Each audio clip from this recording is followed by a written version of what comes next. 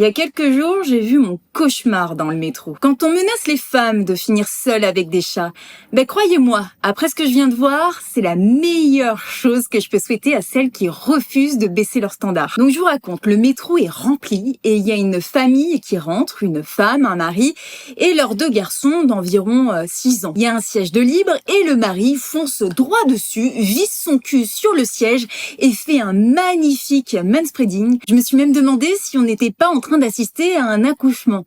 Donc une fois que ses jambes sont bien ouvertes, le type se voûte et regarde son TikTok avec le son bien fort évidemment. En attendant, la femme reste debout avec un gros sac sur l'épaule et là, t'as un des enfants qui commence à crier « Maman, t'as du sang !»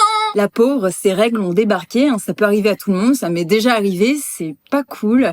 Et encore moins dans cette situation. J'avais malheureusement pas de mouchoir, sinon mais évidemment que je lui en aurais proposé. Donc elle a du sang qui coule jusqu'en bas de sa cheville. Et le mari voit la scène, il voit très très bien. Il relève la tête, vite fait, et il en a mais rien à foutre. Il replonge sa tête dans son téléphone.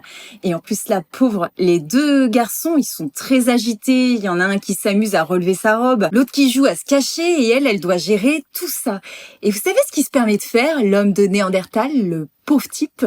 Il lui fait « Hé, calme-les !» avec la main là comme ça, hyper agressive. « Hé !» avec ses mains souillées, il y avait de la crasse noire sous les ongles. C'est même pas pour exagérer, mais c'est le détail qui m'a fait rajouter le dégoût à la colère et au mépris que j'avais déjà. J'ai vu cette scène et je me suis dit « Mais la pauvre !» Enfin, ça me fait de la peine. J'imagine même pas ce que ça doit être à la maison.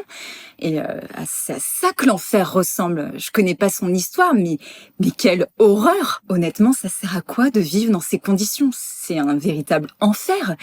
Et j'ai trouvé ça relativement inquiétant parce que je me suis dit, ces deux petits garçons, c'est ça le modèle masculin qu'ils ont. Enfin, et dans 15 ans, ce sont des adultes, ce sont des hommes. Évidemment qu'ils n'auront aucune considération, aucun respect pour les femmes.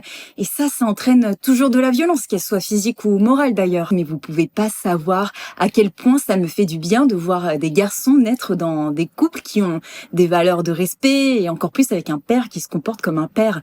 Ça me redonne presque foi en l'avenir. Je me dis, normalement, il y en a un de plus qui est bon sur le marché, quoi. Par pitié, ne baissez jamais vos standards. Les seuls mecs qui vous menaceront que l'enfer, c'est la solitude et les chats, sont ceux qui s'inquiètent pour eux-mêmes et qui s'inquiètent de pas trouver une esclave docile. Et ce sont les descendants de ceux qui accusaient autrefois les femmes d'être des sorcières, car trop indépendantes pour pouvoir les brûler. Les femmes ont le pouvoir d'éteindre des lignées en refusant d'avoir des enfants avec ce genre d'individus. Éteignons la leur.